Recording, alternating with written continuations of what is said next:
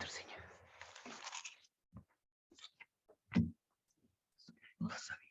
Posso? Pode.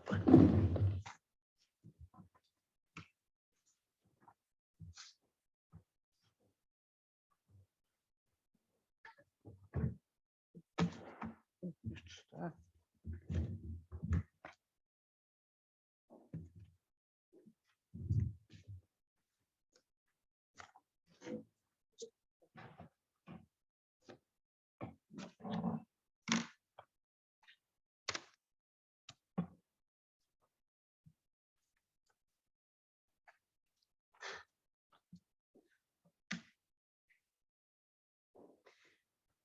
Muito bom dia novamente. Eu tenho, e vou dizê-lo com a maior, tenho o prazer de apresentar o professor Pedro Ferré, que eu tenho aqui as notas, as singelas notas biográficas, mas eu não vou ater-me a elas. São singelas porque dizem apenas que Pedro Ferré é professor emérito da Universidade do Algarve, foi licenciado pela Universidade de Lisboa, doutorou-se na Universidade Nova de Lisboa, exerceu docência em várias universidades portuguesas e estrangeiras, é patrono da Fundação Ramón Menéndez Pidal, mas a meu ver, isto diz muito pouco de Pedro Ferré, não no sentido da vida privada, mas no sentido da importância do seu trabalho e da sua obra. Não só no âmbito dos estudos do romanceiro, que é a área, digamos, privilegiada da sua investigação, investigação à qual nós devemos quase tudo sobre o que sabemos do romanceiro em Portugal, mas também investigação noutros campos literários. É por demais conhecido de todos nós que aqui estamos, nesta sala, seguramente também por muitos que nos acompanham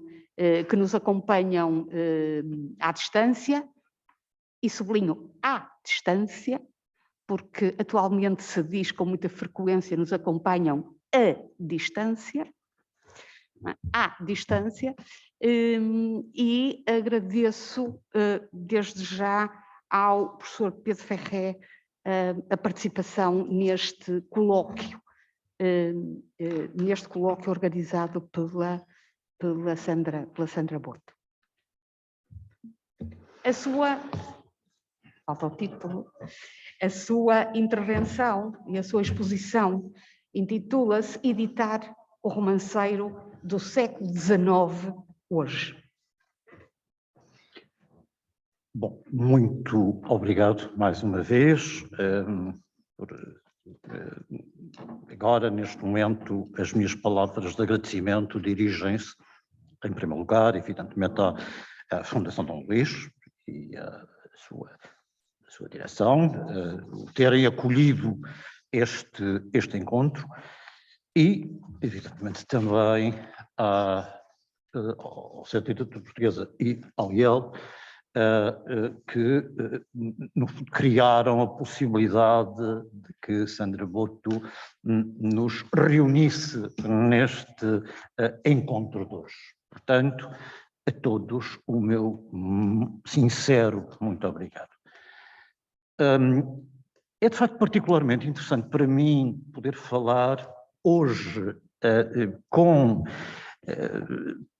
um público que trabalha nos campos da edótica, da crítica textual, filólogos em síntese.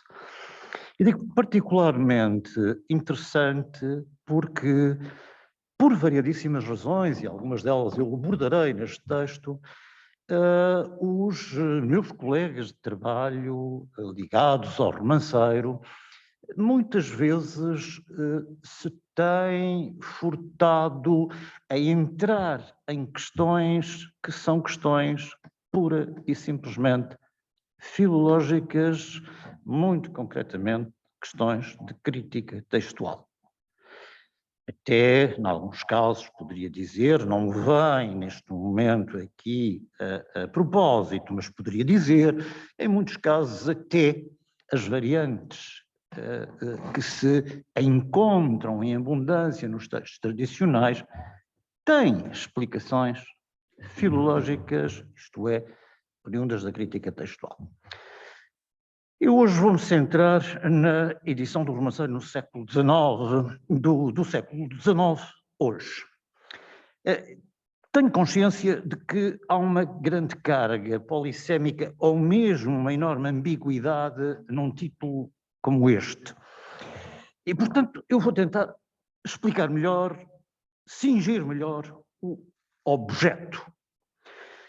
Não estou a pensar naqueles editores como os espanhóis Agustín Durán ou Eugenio de Ochoa, que trasladaram testemunhos antigos para obras modernas, modernas do século XIX. Ainda que essas fixações ao corpos apresentados distem de um trabalho que nos nossos dias se revestiria, enfim, de mais sólido conhecimento bibliográfico, de um estabelecimento textual mais científico, mas tirando, enfim, alguns erros, lacunas ou alguns problemas que se lhes pode apresentar, foram de facto de um pioneirismo extremo e continuamos inequivocamente a recorrer a eles. Contudo, precisamente nessa mesma época, um conjunto de poetas, historiadores, arqueólogos, com veleidades poéticas, alguns destes últimos, não evidentemente os poetas, dedicaram-se em Portugal, por razões pura e simplesmente nacionalistas, a exumar da tradição coletiva versões publicadas em obras de editores como os anteriormente mencionados, fazer refundições de obras, enfim, consultadas, ou ainda dar a estampa criações de sua nova invenção. É uma expressão muito pidalina, la nueva invención, isto é, reformulações completamente novas, criações completamente novas dos poemas que eles tinham lido e que tinham como poetas recriado. Mas a miúde, para não, enfim, e não posso esquecer que muitos deles também conheciam a tradição oral moderna. Mas eu dizia, em todos estes textos, normalmente, quase sempre, por mais nova invenção ou refundição, ficam sempre pequenas marcas das baladas tradicionais usadas. Como podem calcular, é sobre estes últimos, não sobre Durán ou Ochoa, mas sobre estes poetas, historiadores, arqueólogos, que aqui pretendo brevemente discorrer, já que estas criações românticas merecem uma atenção muito especial, tanto para os estudiosos da literatura portuguesa do século XIX. O recurso a este género tem cultores que vão, não nos esqueçamos, desde Garrett a António Nobre. O próprio António Nobre ainda fez romances de nova invenção no seu sol. Como para os que estudam o romanceiro medieval e renascentista, dado que não se pode esquecer que é, no século XIX, que se revaloriza esta velha poesia e que, graças a esta nova avaliação feita pelo século XIX, se redescobre um veio poético tão ou mais dourado do que o criado por aqueles que foram os ourives da balada lírico-narrativa dos séculos XV e XVI. Portanto, é perante duas perspectivas editoriais e perante dois campos diametralmente opostos que me cumpre aqui falar. Na primeira vertente, se pensasse apenas nos editores românticos, as tarefas eróticas seriam tradicionais e seguiriam com enorme facilidade os mais tradicionais princípios da filologia, isto é, fixar a última vontade do autor. Claro que esta simplicidade, e com o Sr. Jorge estávamos a ver precisamente isso, é muito aparente esta simplicidade. E principalmente quando temos a felicidade de dispor de vários testemunhos que permitem a edificação de um aparato genético, essa complexidade aumenta. Mas ainda há mais. A fortuna pode bater-nos à porta e ser profundamente generosa, como foi em 2004, quando tive a oportunidade, convidado por Artur Anselmo, para verificar se um determinado espólio encontrado numa casa no bairro Alto, pertencente à família Futcher Pereira, correspondia precisamente a manuscritos autógrafos de Almeida Garrett. Eram, de facto, e felizmente esse achado permitiu colmatar as lacunas do espólio no que diz respeito ao romanceiro que se encontrava depositado na Faculdade de Letras de Coimbra. Neste momento reuniram-se praticamente a totalidade enfim, aquilo que nós podemos dizer, a totalidade, enfim, dos testemunhos, mas sobre esse assunto eu não entrarei em pormenor, já que Sandra Boto a ele se dedicou com o rigor e pertinência necessários e suficientes para podermos conhecer muito bem esse espólio e, aliás, faz parte do seu trabalho neste momento investigar esse espólio. Ora bem, qual é a tarefa diametralmente oposta a esta de fixação dos textos seguindo a última vontade do autor? Quiçá, perante este público, que é muito conhecedor dos ofícios filológicos, mas naturalmente não tem porquê ser, enfim, especialista no romanceiro, convenha dar algumas breves notas para podermos entender melhor de que é que eu pretendo falar. O que se designa romanceiro não é mais do que a manifestação ibérica da balada pan-europeia. E é bom recordar que as suas origens continuam a suscitar enorme polémica. Podemos, contudo, dizer que o documento mais antigo conhecido data de 1421, o que nos leva ou nos conduz às origens, de forma prudente, do romanceiro, a finais do século XIV, princípios do século XV.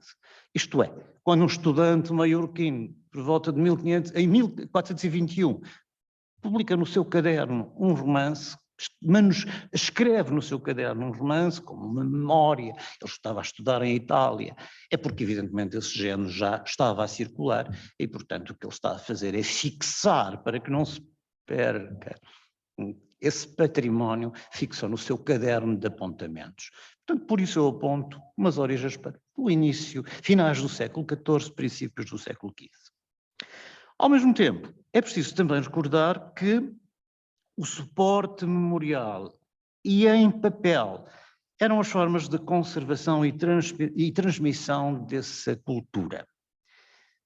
Ou seja, quando a imprensa quinhentista se aproveita desse nicho de mercado tão rentável associando romances a folhetos de cordel, muitas dessas versões foram tomadas da memória para serem vertidas em papel, vertidas por esses impressores que, repito, chorudos loucos tiravam da venda desses folhetos de cordel. Acabaram alguns desses folhetos por ser tomados por os mesmos editores ou outros editores, fazendo grossos cancioneiros de romances que também encheram os bolsos dos impressores da época. Não esqueçamos ainda que este género era um género popularíssimo nas cortes de Dom João II, Dom Manuel, Dom João III, até Dom Sebastião. Não esqueçamos ainda que do outro lado da fronteira, em Castela, os reis católicos, Carlos V, enfim, e o próprio Filipe II cultivavam os romances nos seus saraus, sempre cantados, porque não esqueçamos, o romanceiro é um género destinado ao canto, daí que existem vários, abundantes mesmo, cancioneiros musicais que recolhem as músicas com que se cantavam estes romances. Mas não fica por aí, aliás, o trabalho que Teresa Araújo está a fazer à volta de romances velhos em Portugal, o romanceiro não vive apenas como um género independente, mas vive também, nessa época, associado a glosas ou associado à própria outra literatura que também se fazia nessa altura. Nomeadamente, o teatro é um dos espaços que maior alberga, guarda, conserva tiradas de romances que não estavam ali simplesmente como um elemento ornamental, musical, mas preenchendo aquilo que nós poderíamos dizer, dando indícios de sentido. Isto é, os romances estavam inseridos dentro das peças musicais para que o público entendesse aquilo que se estava a sugerir, não dizer, porque como o público conhecia esses romances, evidentemente, imediatamente pensava o sentido profundo que tinha aquilo que aparentemente não passava, enfim, de uma mera evocação de um canto que se cantava tanto na corte como na rua. Agora, estamos numa sessão dedicada à crítica textual. E quero esclarecer desde já que a minha preocupação não é falar, repito, o título é Os Editores, o romanceiro editado no século XIX, por este tipo de editores, estes poetas, historiadores e arqueólogos. O meu objetivo aqui não é propor uma edição crítica do romanceiro, seja ele o romanceiro antigo, seja ele o romanceiro da tradição oral moderna. Por variedíssimas razões. Uma delas, já apontada por Giuseppe Di Stefano, que diz: sobra advertir en principio, queda excluida la finalidad primordial de esa disciplina. Esa disciplina é a crítica textual. O sea, reconstruir un texto que represente la hipótesis científicamente mejor fundada de lo que pudo ser la obra. O como, também liminarmente, Alberto Del Monte vai dizer: si debbono considerare come originali tutte le successive elaborazioni di un testo da parte del popolo per cui si può dire che non esiste un vero originale. Desta forma, cabe então perguntar o que é que eu vou fazer em termos de eclódica neste campo. Lembro que boa parte dos romances nascidos nos séculos XIV a XVI foram transmitidos ininterruptamente até aos nossos dias, ora através da memória, ora através da escrita, ora através de ambas. E que se o século XVIII é o buraco negro do romanceiro, nem por isso este género deixou de se propagar ou sobreviver, sendo os recoletores, editores do século XIX, os seus primeiros arqueólogos. Soterrado pelo século das luzes, coube ao século XIX dar-lhes de novo a vida, ainda que com frequência estes coletores românticos tenham restaurado as memórias ouvidas de forma muito particular. Mas aqui também não há novidade. O mesmo fora feito no século XVI por esses editores que se aproveitavam da tradição, repito, para os seus chorudos lucros. E eis que surge a questão: será possível, após o restauro criador e individualista feito, o restauro feito por esses poetas, arqueólogos, historiadores, recuperar versos, fragmentos de versão ou versões recolhidas da tradição?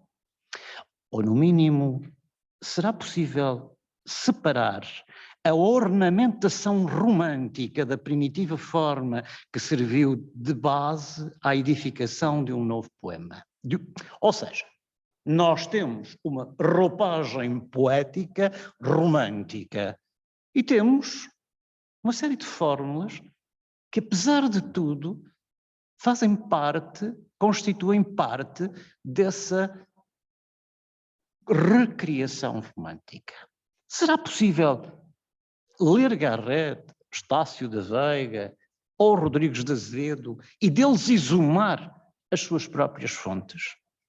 Bom, se passávamos para o primeiro slide, e há alguns anos, precisamente numa homenagem a Giuseppe Di Stefano, eu escrevi isto. Aquilo que pretendo demonstrar assenta no pressuposto de que, neste caso eu estudava concretamente Rodrigues de Azevedo, nos apresenta textos vertidos em obra artística a partir de versões vertidas para escrito. Como todos sabem, isto foi uma expressão que eu roubei a Pierre Le Gentil quando ele se refere ao Cantar da Meu Cid e ao trabalho dos jograis e a transformação de uma oralidade, a passagem dessa oralidade da épica para o documento escrito. O que a minha tarefa será inverter o processo e tentar ir o mais longe possível na recuperação da lição que serviu de base para o estabelecimento do texto artístico. Aqui, o texto artístico, como é lógico, será o texto garrettiano, verdadeiramente um texto artístico, ou pseudo-artístico, o Estácio da Veiga ou o de Rodrigues de Azevedo. Para o efeito, a metodologia será a seguinte, e a metodologia são estas alíneas que aqui vêm. As fontes críticas serão compostas pelas versões do romance que eu estudo, através das fixações, neste caso, de Álvaro Rodrigues de Azevedo, já expliquei porquê, e do conjunto de textos coligidos na tradição oral moderna por mim inventariados. Esses textos hoje encontram-se em linha já no romanceiro.pt. A colação dos textos de Rodrigues de Azevedo ou outros, insisto mais uma vez, com as versões recolhidas na tradição. E por esse processo evidenciar-se-ão as lecciones singulares azevedianas, bem como, com frequência, o seu usus scribendi. Por esta via, a emendatio torna-se necessário, para o objetivo a que eu me proponho, e possível através da emendatio ope codicum. Isto, evidentemente, que será feito a partir de legítimas versões tradicionais que me permitirão referendar aquilo que eu farei como emenda. Finalmente, as lacunas. Bom, as lacunas poderão ser postuláveis, é de impossível correção, pelo contrário, as adições poderão ser submetidas a correções ou mesmo eliminação. Perguntarão muitos por que razão, qual a importância de uma tarefa deste tipo? Não estamos a falar de tradição oral moderna, não a temos. Não temos, enfim, um grande Garrett, ou, enfim, estes poetastros como Estácio da Veiga ou Rodrigues de Azevedo, e deixemos-los na paz do Senhor? Porquê é que me dou ao trabalho, ou nos damos ao trabalho, de ir à procura nestes autores daquilo que é o velho romanceiro medieval? É que, de facto, nestes textos destes poetas encontramos, em alguns casos, verdadeiras relíquias de romances que ou o tempo foi apagando, ou tínhamos, por exemplo, até aos anos 80, em alguns casos, romances só representados na tradição oral moderna, graças ao conhecimento que tínhamos desses romances publicados por autores como aqueles que eu citei. Eu estou a citar estes três, porque são estes três que vão entrar hoje aqui nesta breve intervenção, e, portanto, porque podia referir-me a muitos outros. Ora, Estácio da Veiga, em 1870, dá-nos a conhecer, entre as páginas 19 e 22, um complexo texto elaborado a partir do conhecimento de diversos romances que vão desde a morte do príncipe Dom João à morte de Dom Fernando de Castelo e Aragão. Estamos a falar de Dom Fernando Magno, portanto estamos a falar, enfim, do pai de Afonso VI, pai de Dona Teresa, ao mesmo tempo que as queixas de Dona Urraca ou o Afora Rodrigo, que é um romance que já tem relações com o Rodrigo Díaz de Vivar, a Cid Campeador. Esta versão tinha claríssimas fontes. A versão publicada pelo Estácio tinha claríssimas fontes. Eu solicitava que passássemos para 2A, eu já vou explicar, ficamos por aqui. Esta versão tinha claríssimas fontes. Essas fontes eram, obviamente, Eugenio de Ochoa. Ou seja, a partir de Eugenio de Ochoa, Estácio da Veiga faz um texto compósito onde reúne vários romances e assim nos oferece.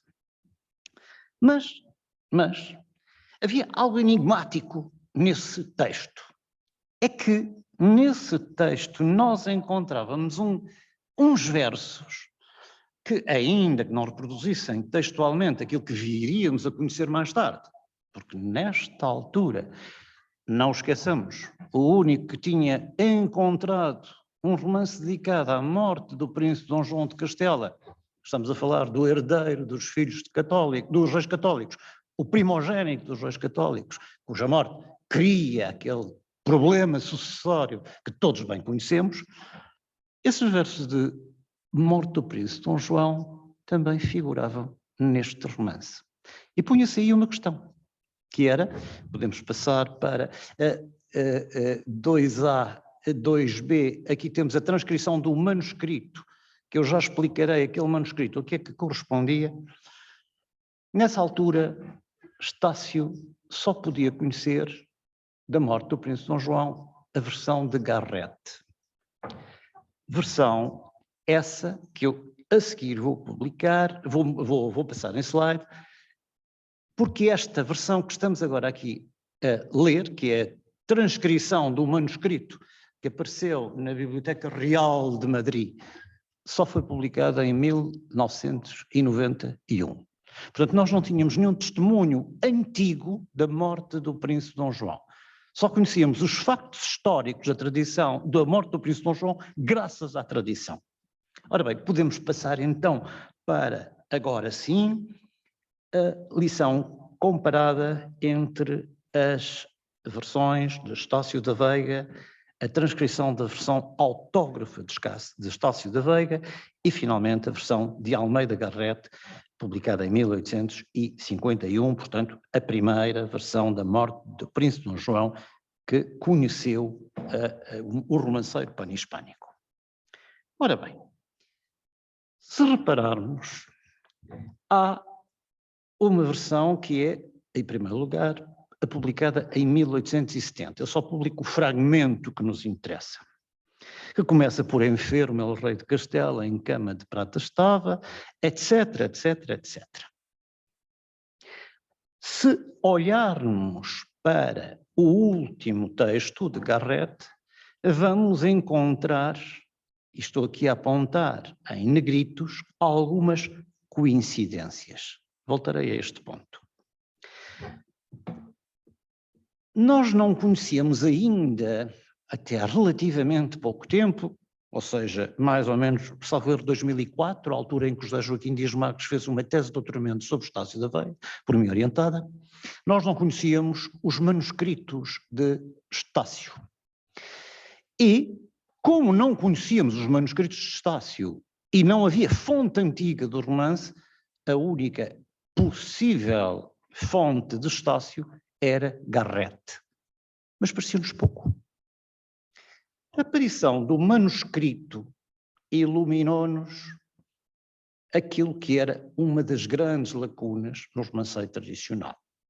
E o manuscrito é o que está, a coluna do meio, onde nós encontramos uma versão verdadeiramente tradicional, e neste caso posso dizer, porque nem sempre os manuscritos destes autores são legítimos testemunhos da tradição oral, da tradição ouvida. Neste caso, é sem dúvida, porque até tem um estribilho que, como podem calcular, não faz parte do romance, mas faz parte, como os velhos romances glosados, não? Os velhos romances glosados na corte, faz parte de um hábito de incluir, por vezes, alguns estribilhos dentro do texto poético narrativo.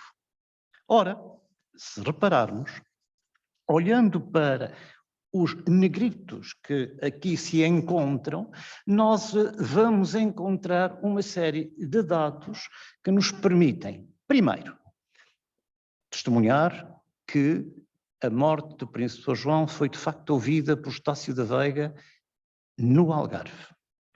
Segundo, ver todas as alterações profundas que ele modificou ao texto.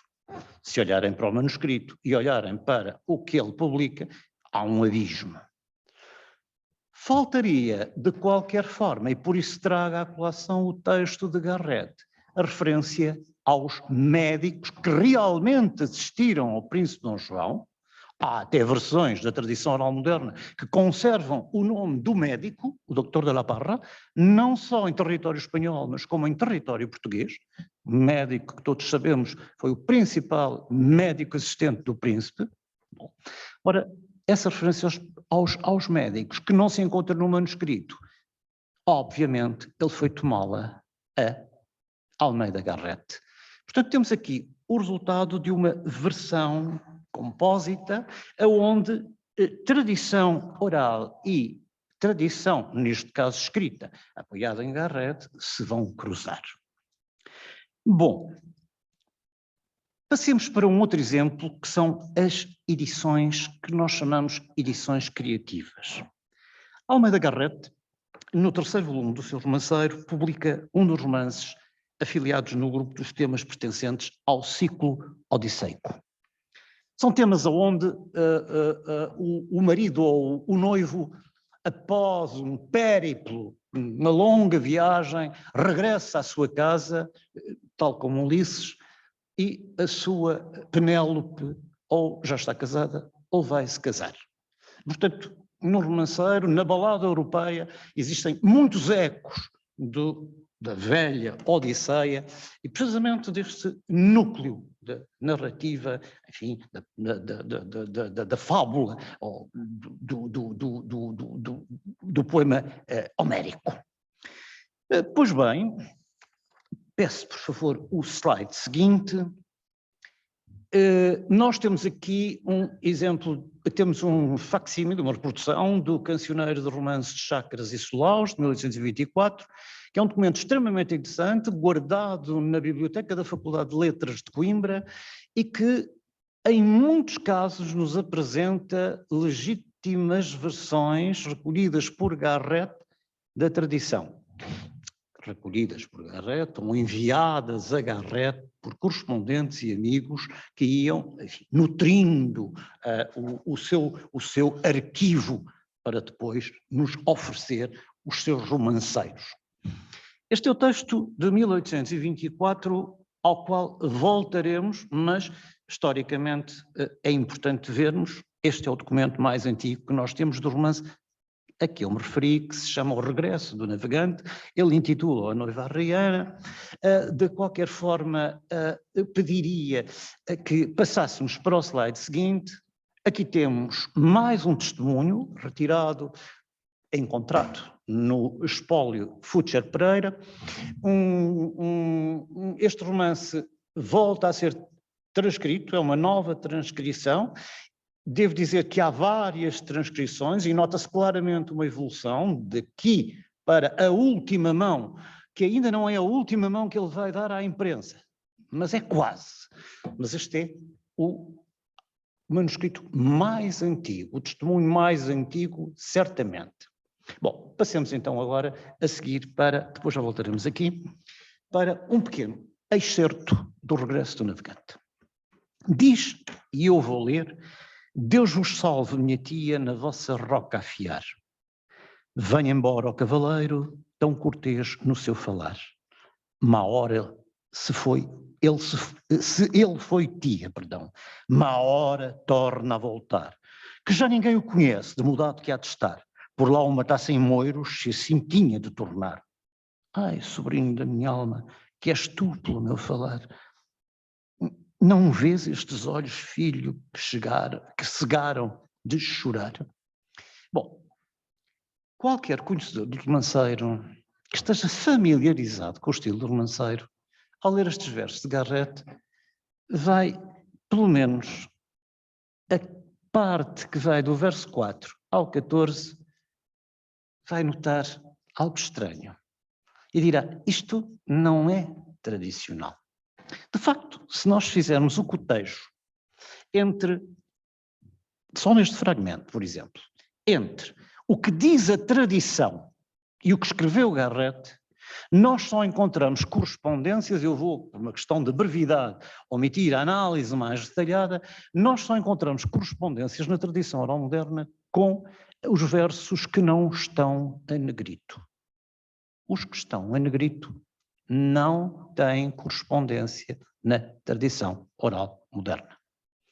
E principalmente, claro, este acrescento, esta adenda feita desde o verso 4 até ao verso 14, onde absolutamente nenhum destes versos é referendado por qualquer das 63 versões impressas desde o século XIX até aos nossos dias. Refiro-me às impressas, porque este número aumentaria muito se tivéssemos em conta as inéditas, recolhidas por mim ou por outras equipas desde os anos 80. Nunca encontraremos na tradição, exceto se a fonte for Garrett, estes versos. Desta forma, e podemos voltar agora aos manuscritos garrettianos, se for possível, se nós formos confirmar e confrontar com os manuscritos mais antigos de Garrett, nós observamos que este fragmento não está presente. Deus vos salve, minha tia, na vossa roca afiar, vinde com Deus cavaleiro, venhais com Deus cavaleiro, com o vosso cortês falar, que é do meu cavalo tia, etc, etc, etc, etc, e não vamos encontrar este fragmento. O mesmo vai acontecer no manuscrito mais antigo, o testemunho mais antigo do romance Noiva Arraiana, publicado no manuscrito de Futcher Pereira. Portanto, o próprio Garrett, nos seus testemunhos mais antigos, não tinha estes versos, como não podia ter, porque estes versos nunca se ouviram na tradição. Temos, portanto, aqui o que nós podemos chamar a amplificação feita por Garrett a um texto tradicional. Mas também temos um outro caso, que é aquilo que podíamos chamar as versões feitas por Nueva Invención, ou seja, versões completamente criadas, diria totalmente criadas por estes poetas, que não correspondem a versos, porque esse tema não existe na tradição oral moderna. Estácio da Veiga, com frequência, seguindo o hábito de muitos criadores deste tipo, achava que era pouco natural determinadas regiões, determinadas áreas do país não se recordarem de episódios histórico-lendários que deveriam ser recordados, não podiam ser esquecidos. Nomeadamente, algo tão importante como a traição de Dom Julião, que, lendariamente, pese embora a cronística assim, em alguns casos, o mencionar, mas, enfim, lendariamente, Dom Julião trai, não é, os visigodos, e temos explicações para a derrota de Dom Rodrigo, até pelo seu comportamento pecaminoso. Bom, Estácio da Veiga achava impensável que o Algarve não guardasse um testemunho, pelo menos lendário, deste fenómeno. E o que é que ele nos vai dizer? Ele vai nos dizer, notem bem nas palavras e na subtileza das palavras, no romanceiro castelhano do ilustre literato Dom Eugenio Ochoa, na coleção de romances del Rei Rodrigo, acha-se um anónimo, estamos a falar da tradição antiga, não da tradição moderna. A tradição moderna não existe. O oitavo que, conquanto defira muito sensivelmente deste, comporta todavia o mesmo assunto. E assim, aqui é assim que o indico para poder ser cotejado com este, que é inquestionavelmente português, algarvio e de nação. Qual dos dois parecerá mais antigo e de melhor estilo? Quanto a mim, se não me chamassem vaidoso das coisas da minha terra, preferiria à castelhana esta lição algarvia. Ora bem, estas palavras que podem parecer palavras de um autêntico falsário, e num certo sentido, ele é um falsário, são palavras muito subtis, que se tivermos atenção ao que ele diz, ele não está a mentir em momento algum. Ele está a dizer que acha-se um texto bastante diferente do texto que se encontra nas edições do século XVI, o que é verdade. A seguir vai dizer que é inquestionavelmente português e algarvio, o que também é verdade, porque foi feito por Estácio da Veiga, que era português e era algarvio. Finalmente, qual vai parecer mais antigo e de melhor estilo? Ele disse, se não me chamassem vaidoso, eu dizia que o português. Bom, sobre qual é o de melhor estilo, todos nós podemos ter uma opinião. Pelo contrário, mais antigo, ele não diz que é mais antigo, parecerá ser mais antigo, pelo que ele não está a dizer nenhuma mentira. Claro que o leitor incauto imagina imediatamente que este texto foi um texto, e podemos passar para o texto sexto, evidentemente que pensará que foi um texto recolhido na tradição, nunca o foi, nunca o recolheu no Algarve, foi totalmente inventado por ele, baseando-se no texto da Dona Eugênia Ochoa do século XVI, que ele conhecia, e aqui temos o que eu chamaria um texto de nova invenção, cultivado pelos poetas do século XIX e que, evidentemente, para o estudo do romanceiro tradicional, não tem qualquer interesse. Do ponto de vista da poesia do século XIX, é evidente que tem interesse, dado o papel importante, e é preciso não escamotear esta questão, papel importantíssimo que tem a poesia narrativa ao longo de todo o século XIX. Aqui temos o texto, em primeiro lugar, o texto português, depois temos um fragmento do texto castelhano e, como podem ver também em negritos, vemos aqui alguns pontos de contacto entre o romance feito por Estácio e aquele que transcreveu de um cancioneiro, já não me recordo qual, provavelmente o cancioneiro de Antuérpia, transcrevera Dona Eugênia de Ochoa, da tradição do século XVI. Bom, e vamos agora então finalizar com aquilo que é o grande desafio, que é o que eu chamo da refundição poética do século XIX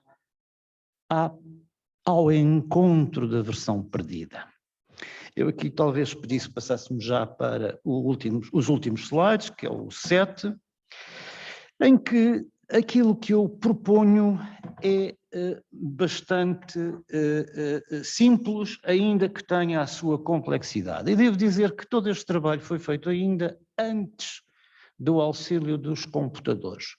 Neste momento, com a minha entrada no centro de investigação, ou melhor, na cátedra de computação de Évora, com um supercomputador, vão passar a introduzir dados do romanceiro.pt e poderemos fazer estas colações, poderemos fazer o cotejo de forma automática, aquilo que eu aqui fiz completamente à mão. Isto de forma automática será uma facilidade enorme. Este caso que eu vos vou apresentar é um caso relativamente simples, porque este romance raríssimo, que é o romance de Dona Olívia, que é um romance muito interessante, porque é um romance que reivindica o papel da mulher. Não se esqueçam, que um texto deriva certamente de uma balada europeia, não esqueçamos que são textos medievais, não esqueçamos que eles perduram na tradição oral moderna, porque continuam a fazer sentido, isto é, a dimensão patrimonial aqui está bem presente também, porque eles continuam a fazer sentido no meio das comunidades que continuam a cantar este tipo de textos. Mas dizia, este romance da Dona Olívia, que é de uma mulher que defende os direitos da mulher, o direito de escolher o seu marido. Ela não teve esse direito, mas agora, no fim da vida do seu amante, ela está a velar o defunto contra tudo e contra todos. Bom, a Dona Olívia tem apenas, é um romance raríssimo, existe apenas no Arquipélago da Madeira e entre os sefarditas, mas existe apenas no Arquipélago da Madeira e há pouquíssimas versões. Portanto, como há pouquíssimas versões, a coleção foi relativamente fácil, mais fácil do que a coleção que eu fiz, ou os 63 textos da versão garretiana do Regresso de Navegante. Muito bem. Este é o texto completo publicado por Álvaro Rodrigues de Azevedo. À direita, à minha direita, está a bibliografia, isto é, as fontes onde estão romances tradicionais que foram cotejados, aqui está a sua numeração, que foram cotejados com a versão de Álvaro Rodrigues de Azevedo. Qual é o objetivo? Podemos passar para, eu estou a dar alguns saltos para não ultrapassar muito o tempo e ao mesmo tempo não vos incomodar. Aqui no texto das lições tradicionais e refundições faltam 2 versos, mas não têm importância. Neste slide faltam os 2 versos finais, mas não têm grande importância, para o exemplo que eu quero dar. Ora bem, eu estudei todo o romance. Aqui vou apresentar apenas 4 versos longos, ou se quiserem 8 versos, e vamos fazer um cotejo e tentar entender como é que se pode fazer este cotejo e ao mesmo tempo que resultados pode dar. Em primeiro lugar, se nós virmos como começa o romance de Rodrigues de Azevedo, andava Dona Eurives cá e lá em triste andar, recordo que apenas 2 versões coligidas nos concelhos de Câmara de Lobos e de Santa Cruz, as 9 e 7, os números 9 e 7, que faziam parte daquela bibliografia que antes vimos no slide anterior, respectivamente contrariam a fórmula dominante com que inicia este romance na tradição oral moderna portuguesa. O verbo comum à esmagadora maioria das versões é passear, ou seja, não é andava Dona Eurives, é passeava a Dona Eurives. No entanto, este verbo que figura em Rodrigues de Azevedo poderá eventualmente estar ligado a fórmulas tradicionais de outros temas, como andava a Bela Infanta, por estava a Bela Infanta, e portanto não posso liminarmente dizer que ele não ouviu a andava. Agora, o que eu posso sim dizer é que passeava é praticamente a lição comum nas, creio que 11 ou 12 versões, eu tenho isso aqui apontado, mas para não perder tempo, eu cotejei. E poderíamos prosseguir mais ainda. O nome Dona Eurives não nos deve preocupar muito, dado que os nomes na tradição variam muito. E ao mesmo tempo este tipo de poetas gostava muito de alterar os nomes dos protagonistas ou das protagonistas. Portanto, o nome é algo que não nos deve. Se bem que, curiosamente, Dona Eurives está próxima de algo que eu ouvi, porque eu recolhi este romance várias vezes, Dona Olives, Dona Olive. Portanto, o Eurives não se afasta muito daquele, enfim, daquele som com que se denominava esta protagonista.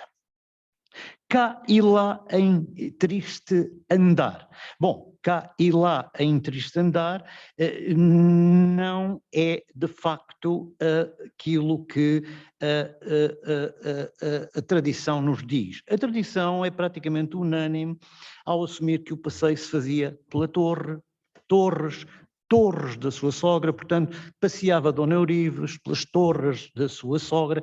Isso era o que normalmente diz a tradição contra este cá e lá de triste andar.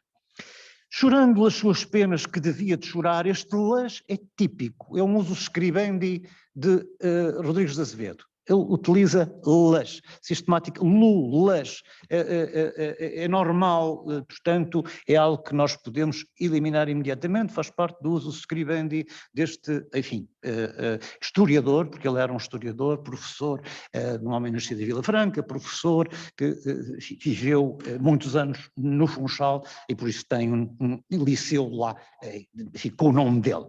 Ora, só se encontram os versos correspondentes, do ponto de vista do significado, aos editados por Azevedo, em 4 textos tradicionais, devido a que nas recitações mais recentes, por deficiência de memória, existem muitas lacunas.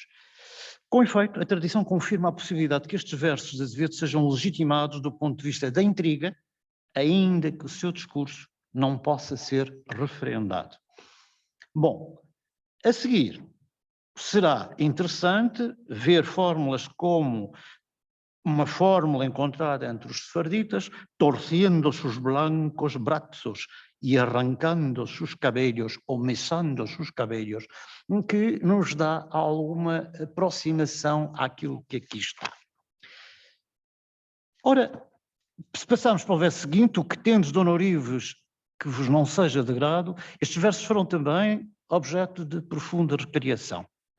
O seguinte: por Deus vos peço a vós sogra, por Deus vos peço rogado, estes hemísticos foram retocados por Rodrigues de Azevedo, por Deus é documentado em versões tradicionais no segundo hemístíquio, não no primeiro. Rogado é claramente inovação da lavra do editor, não existe na oralidade. A fórmula, ouvida por Azevedo, poderá ter sido por Deus que nos tem criado ou pelo Deus que a tem criado. Aqui sim há total unanimidade. Eu vou omitir, enfim, mais versos e podemos passar para o quadro último, o quadro seguinte, em que vem então 2 propostas. Este é o 7C, o 7B, 7B, 7C. Muito bem. Andava... exatamente, está aí. Ora bem. Qual é a minha proposta para poder exumar da tradição poética do século XIX, ou seja, das versões autorais do século XIX, podermos exumar versos da tradição oral moderna para, com esses versos, podermos estudar a tradição oral moderna. Repito, não quero cansar-vos, mas repito, há casos em que as versões do século XIX continuam a ser o único exemplo de que dispomos na tradição oral moderna. Daí a importância de melhor a conhecer e tentar retirar, como numa catedral gótica, completamente preenchida por ornamentação barroca, limpar o barroco para ficarmos com a parede lisa da catedral gótica. Não estou a dizer que se faça, fez-se na cidade de Valência com grandes problemas e grandes protestos, não estou a propor isso, mas no nosso caso, por uma questão científica, faz-nos falta fazer isso. Essa limpeza do adorno, do enfeite romântico, para chegarmos ao osso daquilo que estes editores realmente ouviram. Ora bem, se olharmos para o primeiro quadro, vamos ver aquilo que são as lições comuns entre o editor e a tradição oral moderna. Em redondo figuram precisamente essas lições comuns. Em itálico, as lições singulares de Rodrigues de Azevedo. Refiro-me àqueles primeiros 5 versos, 1, 2, 3, 4 versos, aos de cima. Aí temos, repito mais uma vez, as lições comuns que existem entre Rodrigues de Azevedo e a tradição oral moderna, que estão em redondo. Por sua vez, aquelas que estão em itálico, que são as lições singulares de Azevedo. Isto é, aquilo que não me permite referendar em termos tradicionais. Se formos para o segundo caso, não vale a pena olharmos para todo o texto, cinjamos apenas, enfim, aos primeiros versos, temos aí sim algo diferente, que é a proposta que deixo de termos a versão realmente ouvida por Rodrigues de Azevedo, indicando-se em negrito as lições que foram por mim introduzidas, dado que a tradição referenda a minha intervenção. Isto é, eu estou, claro que isto eu indico na edição, eu estou a assumir a responsabilidade de colocar um hemistique, um verso ou uma palavra, assumo essa responsabilidade, mas assumo na base, com uma base muito sólida, conhecendo a tradição oral-moderna, aquela é a única alternativa possível. Aí, felizmente, a tradição é muito estável, praticamente não varia, e, portanto, eu posso assumir esse risco. Em segundo lugar, entre ângulos, as lacunas impossíveis de preencher, ângulos e reticências. São lacunas totalmente impossíveis de preencher, a tradição é muito volátil e, portanto, é totalmente impossível para mim propor uma lição que não seja, obviamente, uma das muitas tradicionais que existe, ou, claro, aquela que Rodrigues de Azevedo escreveu. Finalmente, adiante, entre ângulos, as lacunas impossíveis. Os versos eliminados, por ser de palavra de Rodrigues de Azevedo, são representados pelo símbolo, enfim, como é que se chama? Nossas paz...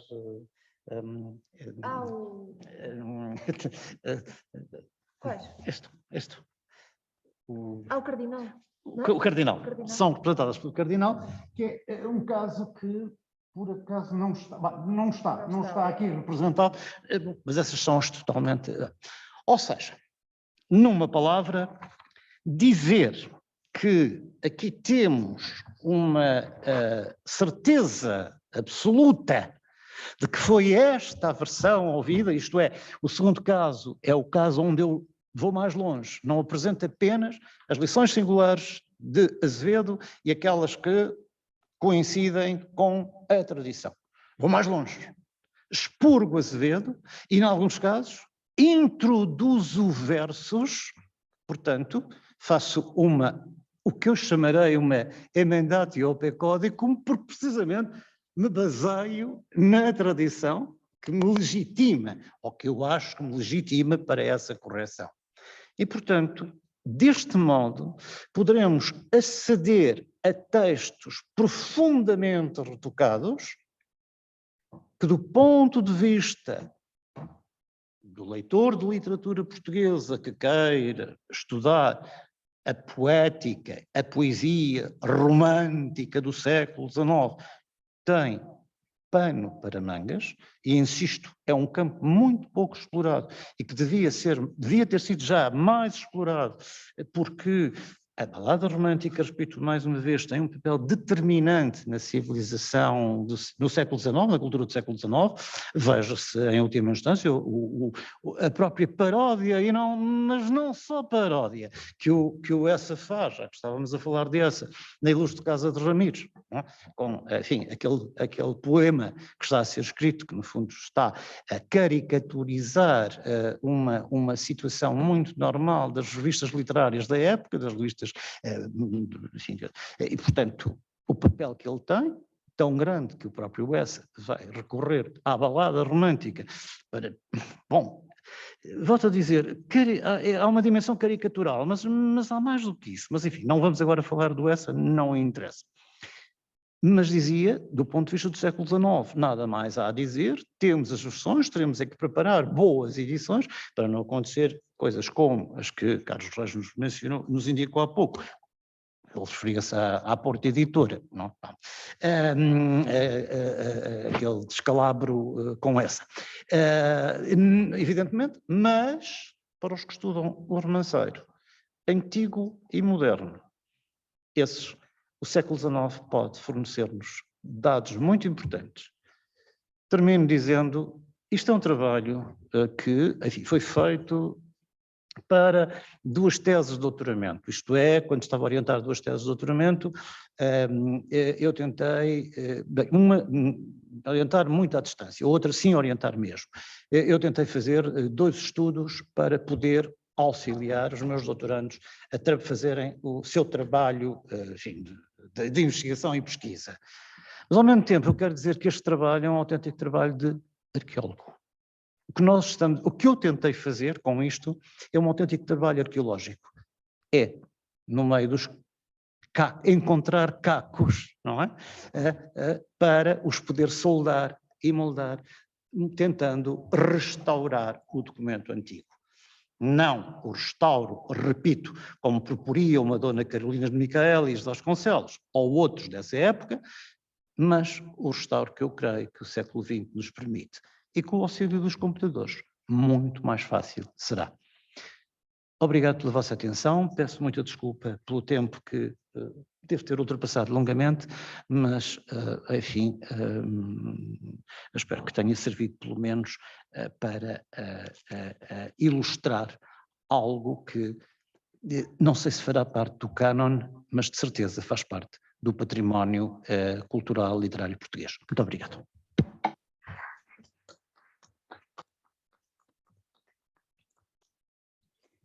Obrigada, professor Pedro Ferré.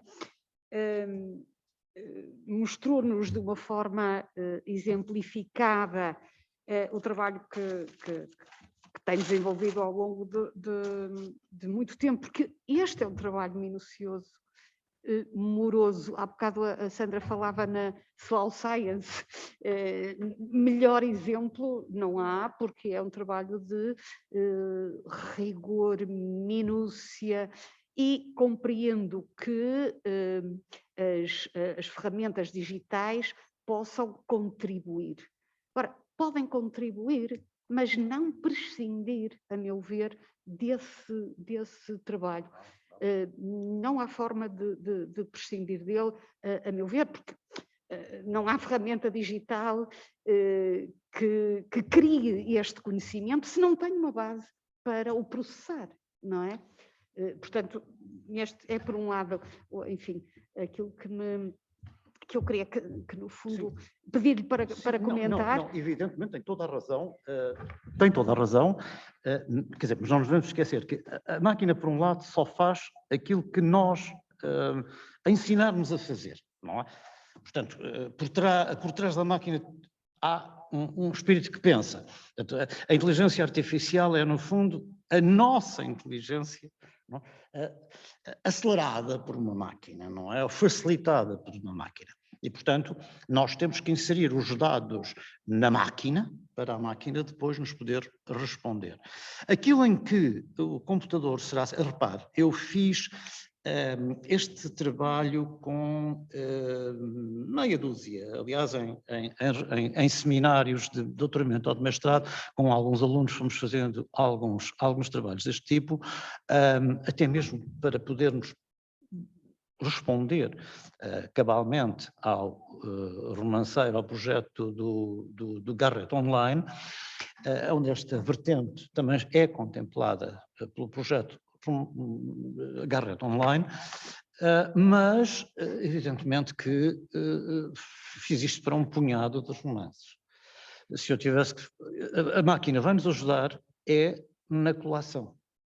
Portanto, é aí que a máquina, com toda a celeridade, nos vai fornecer a possibilidade de cotejarmos toda a tradição, porque aqui eu falei há pouco de 12 versões ou 63, mesmo que 63 possa parecer um número assustador, há casos em que dispomos de 600, 700, 800 versões. Não é? Portanto, enfim, é um universo incomportável para uma mente humana. Daí que aguardo, não é, a inserção dos dados na máquina para, sim, ela se encarregar da parte da colação. Claro que depois, como é lógico, haverá, evidentemente, a nossa relação, não é? A nossa intervenção e a nossa interpretação desses dados, como é lógico, não é? Felizmente, nunca seremos, por enquanto, suprimidos. Por enquanto, não seremos suprimidos, a máquina não nos vai substituir, pelo menos por enquanto. Não sei se há questões em casa ou no chat, não? Como já vamos um bocadinho avançados na hora. como já vamos um bocadinho. Bom, se não há nenhuma questão, só quero dizer uma coisa. Eu só me atrevo, ou me atrevi, a apresentar este trabalho aqui, dado que nem os meus colegas do Romanceiro teriam paciência para o ouvir. Portanto, quero deixar isto bem claro. Não é? Nem os meus colegas do Romanceiro... Sim, há aqui gente do Romanceiro, mas, enfim, mas são os eleitos. Teriam paciência para me ouvir. Apenas quis apresentar aqui, perante um público que, para quem, eventualmente, estes aspectos possam não interessar imediatamente, mas são uma outra dimensão de uma aproximação filológica à edição do Romanceiro, e ao mesmo tempo, volto a dizer, tenho pena que não esteja Ivo de Castro, com quem uma vez falei sobre problemas deste tipo. Agora, para a edição de Leite Vasconcelos, há algumas questões que precisam de abordagens como esta, precisamente porque quando se fala da tradição oral moderna, é preciso ter muito cuidado, mesmo quando se edita Leite de Vasconcelos. Nem tudo o que está em Leite de Vasconcelos é fidedigno. Nem tudo o que foi publicado por Leite de Vasconcelos foi fidedigno. Passou por vários filtros. E, portanto, as colações, para determinar na edição das obras do Leite, mas no caso concreto, estou a pensar no Romanceiro de Leite de Vasconcelos, há elementos com esta metodologia que têm que ser esforçados também para a edição do Romanceiro de Leite de Vasconcelos. Enfim, sei que é um projeto muito acarinhado pelo Ivo de Castro. Por isso, enfim, aqui fica esta nota. Muito obrigado. Obrigada e encerramos a sessão. Não sei se Sim. a Sandra quer... Sim, encerramos dar a sessão, vamos já com bastante atraso e passamos imediatamente à apresentação do Ricardo. Eu registrei aqui uma expressão muito polémica que disseste, e cito: limpeza